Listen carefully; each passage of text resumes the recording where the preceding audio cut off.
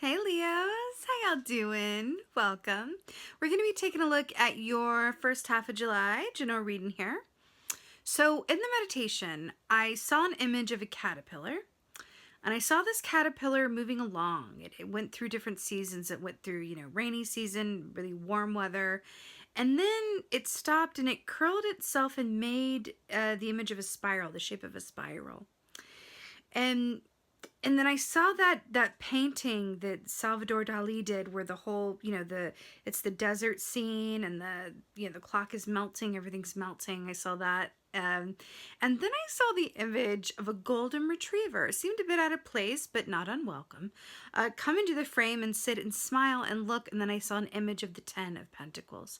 There is a particular deck. I don't remember the deck. There's a particular deck where there's a golden retriever representing the 10 of Pentacles. So 10 of Pentacles is inheritance, ancestry, happy home and family, and finances that are abundant in nature.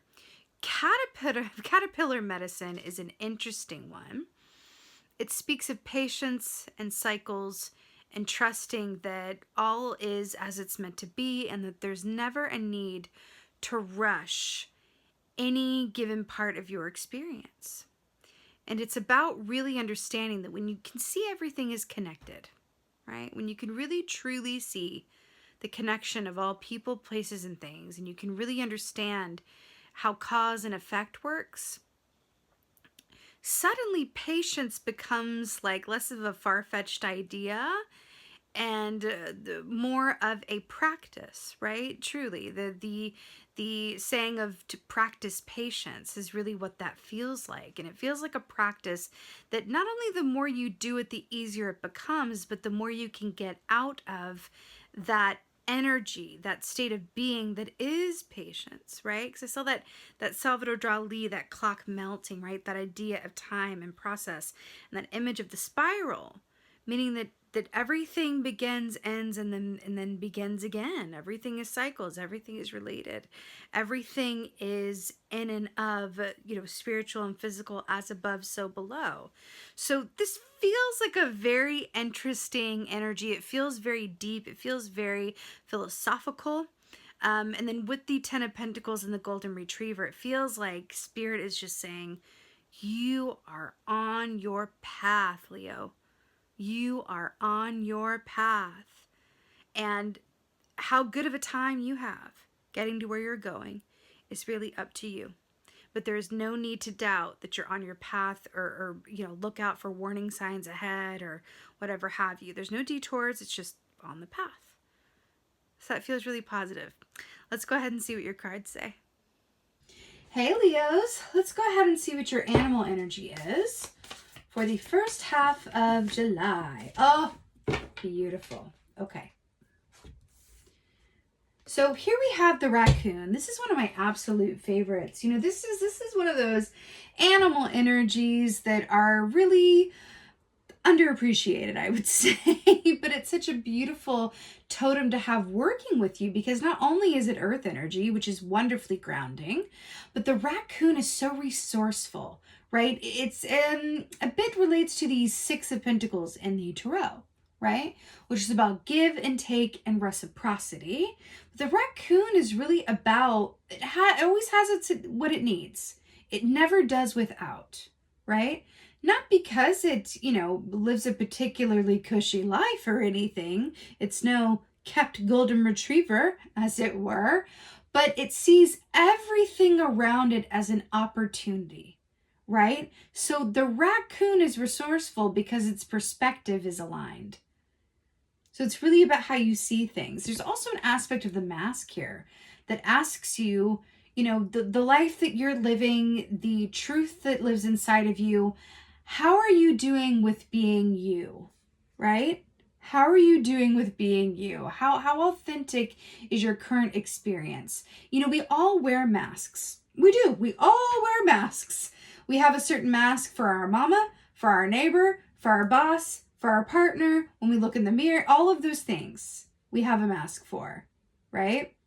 And you're being asked to really consider the masks that you wear in relationship to how you show up in the world, and specifically to your interpersonal relationships, right? With the Six of Pentacles there. You're really being asked to consider that, right? So often we have fear that if someone we love or someone we know sees us for who we truly are underneath the mask, outside of their ideas of us, outside of society's idea of us, will they reject us? Will it be a negative reaction? Will they stay? Will they judge? Will they ABCXYZ 1, 2, 3? Right?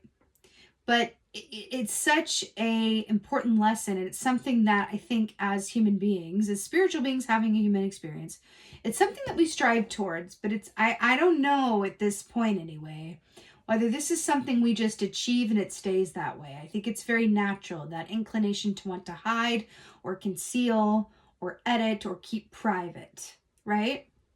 And this is asking you to really take a look at the masks that you wear, and how might they be working for you, and how might they be keeping you from a more authentic connection with those around you. Okay? All right, let's see what's going on. What's going on, Leo? What is going on? Oh, interesting. So we have the Nine of Pentacles here. So this is a really beautiful energy. You go to the Six of Pentacles to the Nine of Pentacles. It's really depicted really beautifully here as well. So the Nine of Pentacles, more earth energy for you. Traditionally speaking, this is the entrepreneur energy, right? This is about feeling really good and proud of the work that you do, the work that you've done, and all the progress that you have made with and for yourself. This is patting yourself on the back and really reaping the rewards of all of the efforts that you have put into whatever area this applies to.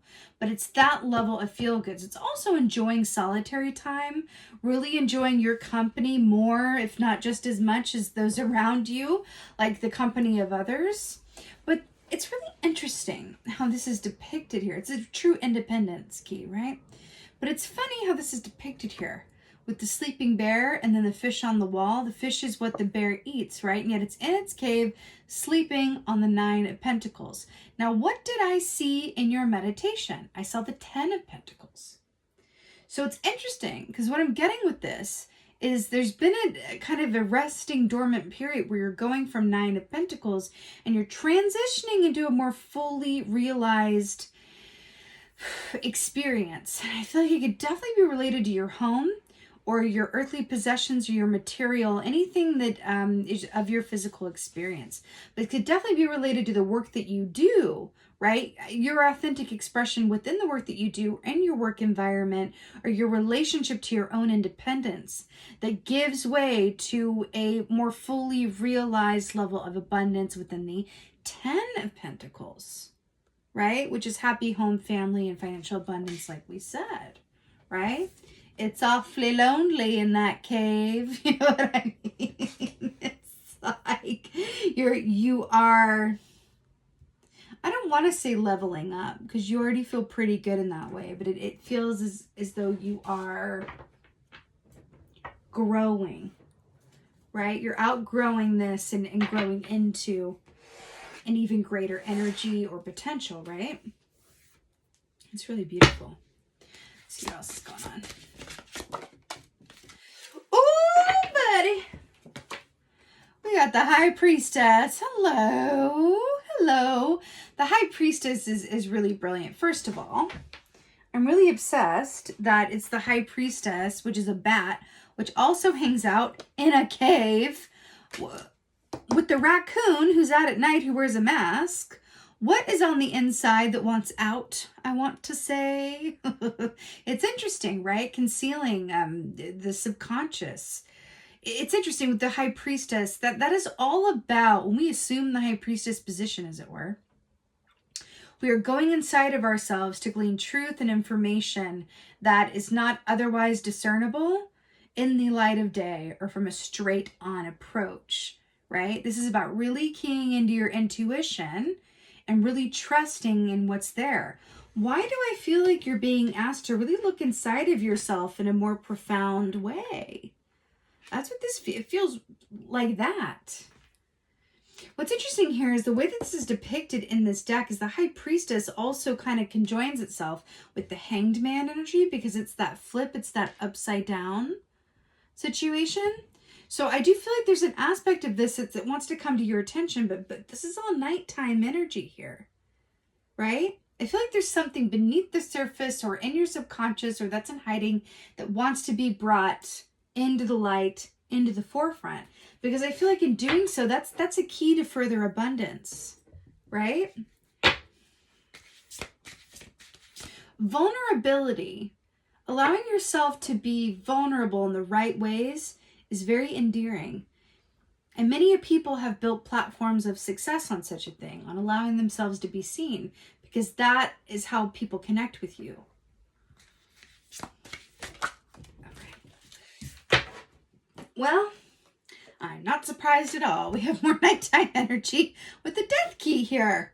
Beautiful Scorpio energy. This is very like after hours themed, I have to tell you, in terms of nighttime, okay?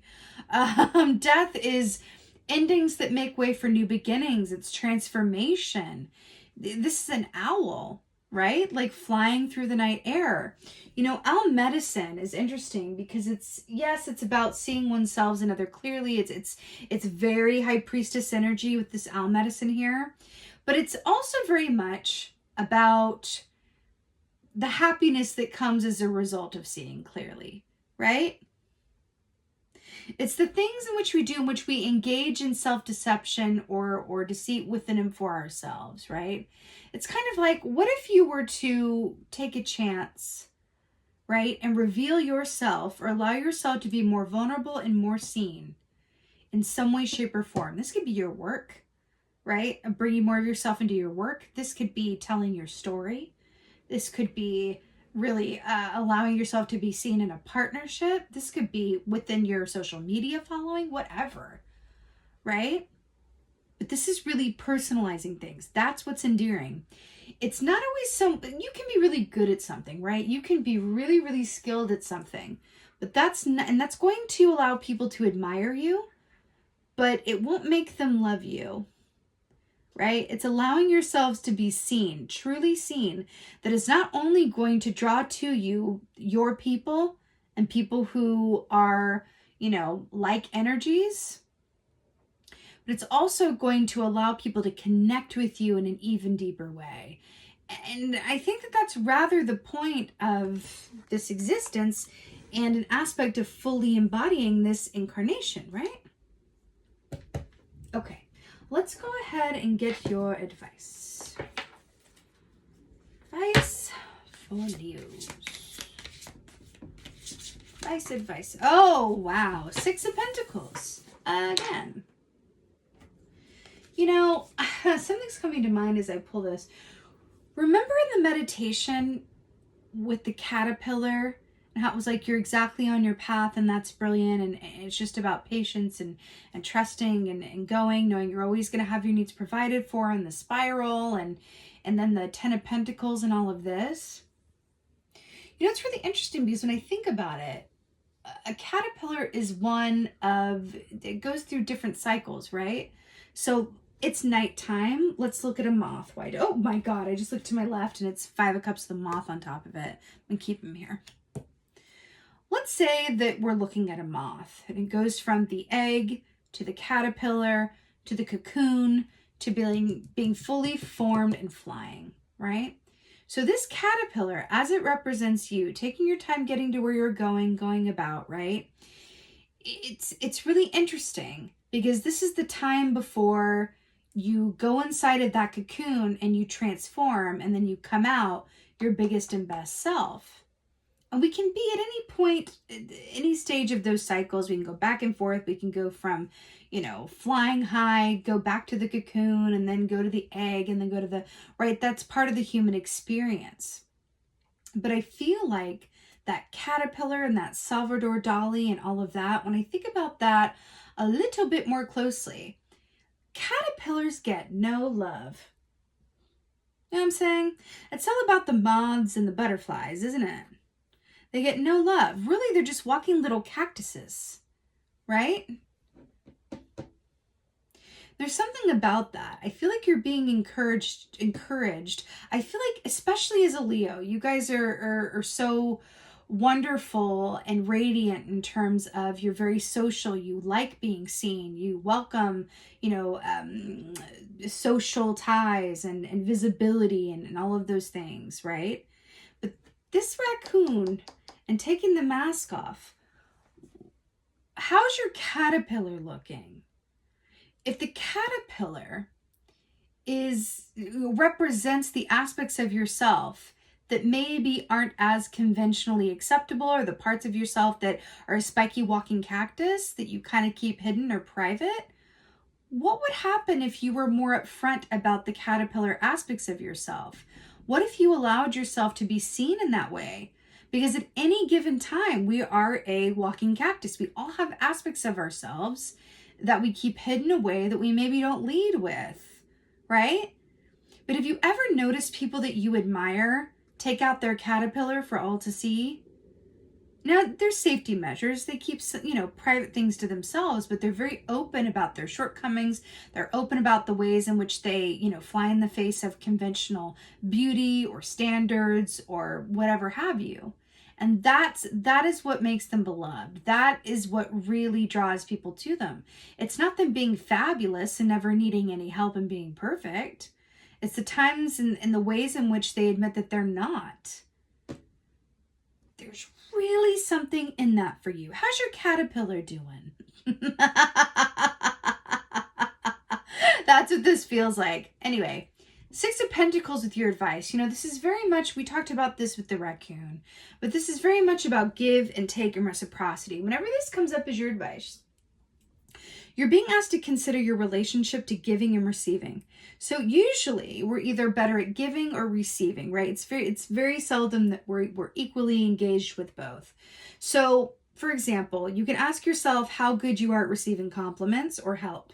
If you kind of brush off compliments or make jokes or you do anything other than say thank you and just receive it graciously, that's a good indicator you might be a better, more comfortable giver than you are a receiver. You can also flip that. You're being asked to consider your relationship to those two and then really look at what you are not as strong in and then think about that and really consider how to balance that more for yourself and in your circumstances.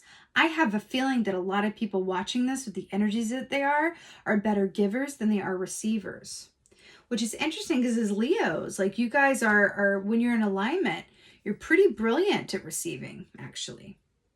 But it's interesting. We might be looking at a large group of light workers or people who are sensitive or empaths, or because that's what this feels like to me.